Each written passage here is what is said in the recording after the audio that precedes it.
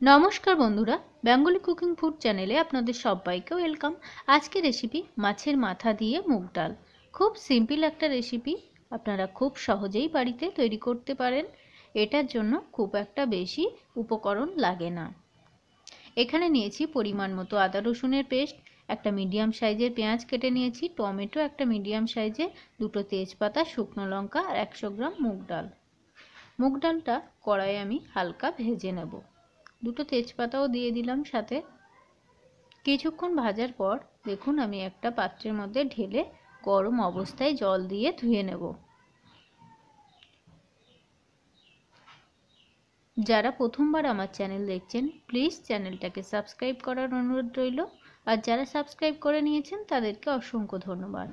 এখানে আমি কাতলা মাছের পিস নিয়েছি। দেখুন, লবণ দিয়ে দিলাম, হলুদ দিয়ে দিলাম পরিমাণ মতো, খুব অল্প পরিমাণ আমি কাশ্মীরি লঙ্কার গুঁড়ো দিয়ে দেব, জাস্ট এটা কালারের জন্য। আপনারা চাইলে দিতে পারেন, না চাইলে এটা স্কিপ করতে পারেন। রুই মাছের মাথাও নিতে পারেন। পরিমাণ মতো তেলে আমি লবণ হলুদ মাখানো মাছের মাথাটা লাল লাল করে ভেজে নেব।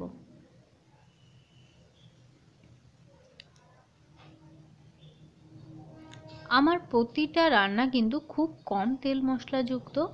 আপনাদের স্বাস্থ্যের কথা ভেবেই কিন্তু আমি এই রেসিপিগুলো তৈরি করি। দেখুন আমার মাথা কিন্তু অনেকটাই ভাজা হয়ে গেছে। তেল ঝরিয়ে একে একে মাথাগুলো তুলে নেব। আমার পরিমাণ খুবই কম, সেই অনুযায়ী কিন্তু আমি সব উপকরণগুলো নিয়েছি। আপনাদের পরিমাণ যদি বেশি হয় অবশ্যই উপকরণের পরিমাণগুলো একটু বাড়িয়ে দেবেন। মুগ ডালটাকে আমি সেদ্ধ করে নেব। দেখুন প্রেসার কুকারে দিয়ে দিচ্ছি, খুব অল্প পরিমাণ হলুদ দিয়ে দেব, চাইলে আপনারা একটু লবণও দিয়ে দিতে পারেন। দিয়ে 2 থেকে 3টে সিটি দিয়ে নেব। দেখুন ডালটা কেমন সেদ্ধ হয়েছে, খুব একটা বেশি সেদ্ধ হবে না, আবার খুব একটা গলেও যাবে না, এমন অবস্থায় কিন্তু ডালটাকে সেদ্ধ করতে হবে।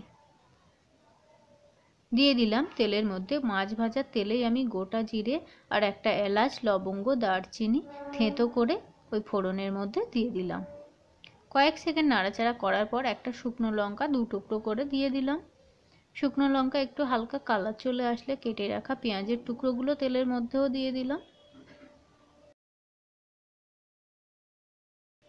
একটু নাড়াচাড়া করতে হবে।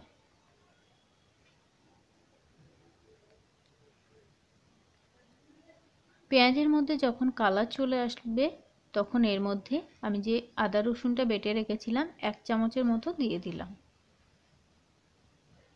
পেঁয়াজের মধ্যে ভালোভাবে কষিয়ে নেব। আদা রসুনের যে কাঁচা গন্ধ সেটা কিন্তু চলে যাবে। তারপর এর মধ্যে আমি টমেটো কাটা সেটা কিন্তু দিয়ে দেব। যারা নিরামিষ খাবেন পেঁয়াজ রসুন এগুলো কিন্তু অ্যাভয়েড করতে পারেন। স্বাদ মতো হলুদ দিয়ে দিলাম, যেহেতু ডাল সেদ্ধ করার সময় দিয়েছিলাম। জিরে গুঁড়ো দিয়ে দিলাম, লঙ্কার গুঁড়ো আর কাশ্মীরি লঙ্কার গুঁড়ো, লবণ দিয়ে দিলাম স্বাদ মতো। খুব অল্প পরিমাণ জল দিয়ে দেবো মশলার কাঁচা গন্ধটা যাতে চলে যায়। দিয়ে ভালোভাবে কষিয়ে নেব।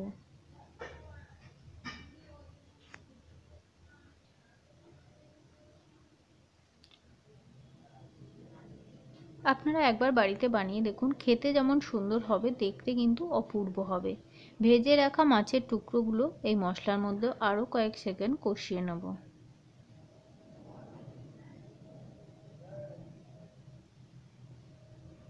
বেশিক্ষণ কষাতে হবে না, কয়েক মিনিট কষালেই হবে লো হিটে। এবার ডালটা যেটা আমি সেদ্ধ করে রেখেছিলাম মাথার মধ্যে দিয়ে দেব।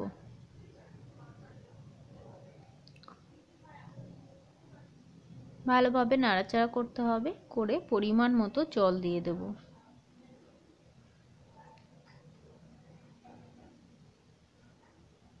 দেখুন পরিমাণ মতো জল দিয়ে দিলাম, খুব একটা বেশি জল লাগে না যেহেতু আমার ডালটা সেদ্ধ করা।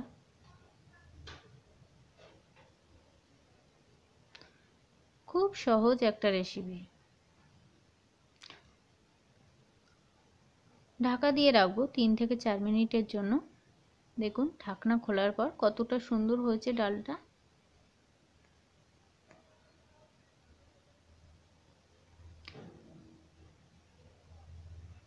একটু নাড়াচাড়া করতে হবে মাঝে মাঝে, যেন তলায় কোনোভাবে লেগে না যায়।